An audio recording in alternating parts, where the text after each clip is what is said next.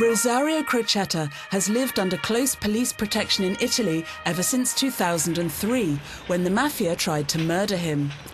He was the mayor of the southern Sicilian city of Gela, population 100,000. He's now a member of the European Parliament, an MEP. He had set up an association against racketeering, winning the confidence of ordinary people and small businesses. He won his European Parliament seat in last June's elections, but it could cost him his life, because Belgium and France, host countries of the institution's main work bases, have denied him a police escort. He is still trying to persuade them.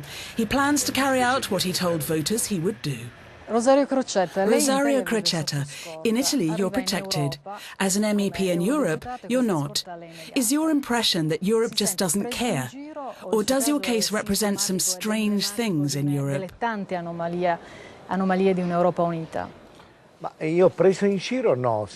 don't think Europe just doesn't care about me. I'm sincere about that. And I don't feel like arguing with the Belgian authorities either. I'm loyal to the institutions and would never allow myself to. I can understand their point of view is different from mine. But my problem is, I'm under a Cosa Nostra death sentence, the criminal organization that dates from 1860 and which has not been dismantled. I'm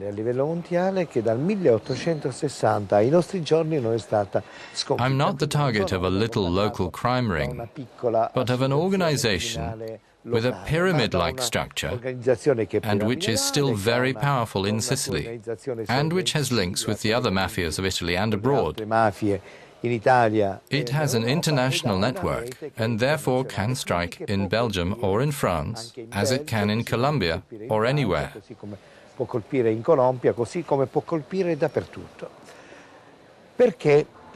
Why does the Cosa Nostra want you dead? Why was I condemned to death by the mafia? For several reasons. I started to oppose their interests, which were to carry out illegal business within a legal system, but also to do legal business in an illegal framework.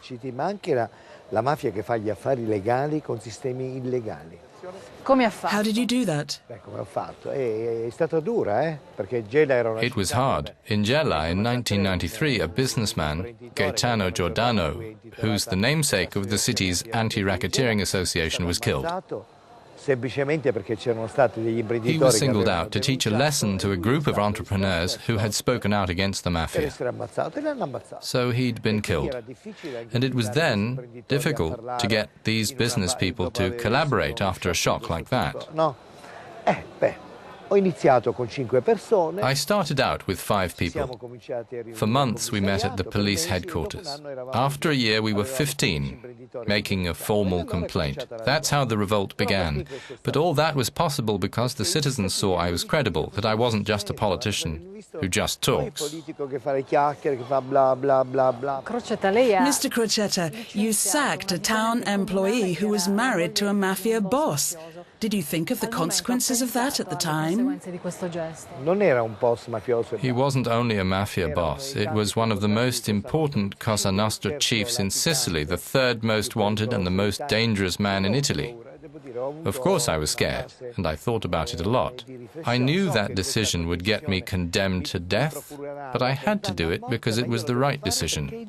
The mafia isn't only an Italian phenomenon. Is Europe aware of the mafia's international role?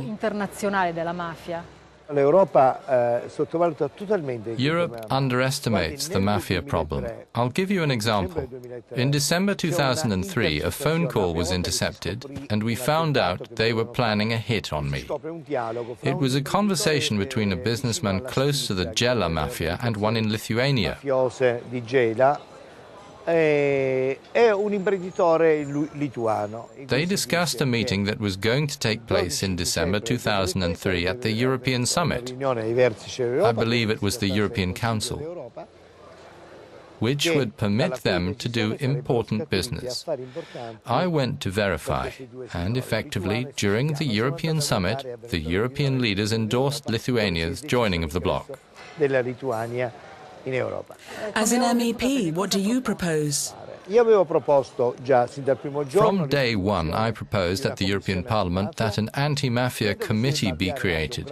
I also think an investigation should be started up on money laundering and support for all the associations that are fighting in each country for civil rights and freedoms against all the different mafias.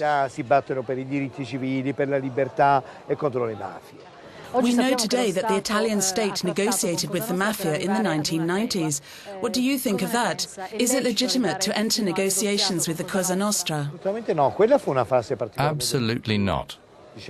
That was a dramatic period in the history of our country, during which the state, a part of the state, negotiated. There were also phases, no less serious, in which the state coexisted with Cosa Nostra. Why has Cosa Nostra not been eliminated by now? The answer is simple. It's because the institutions, in part, have recognized its existence and even defended it.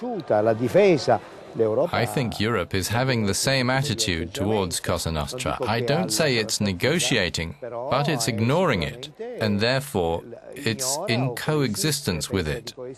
That's a very grave mistake, the same error that Italy committed. For example, Europe has not introduced specific laws against mafia phenomena. In 2003, when the police told you they'd just prevented an attack against you, your first thought was to go to your mother. My mother always told me, it's better to be poor, but honest. My mother shares my choice. She is elderly but does not live with me, otherwise I would be putting her life in danger. So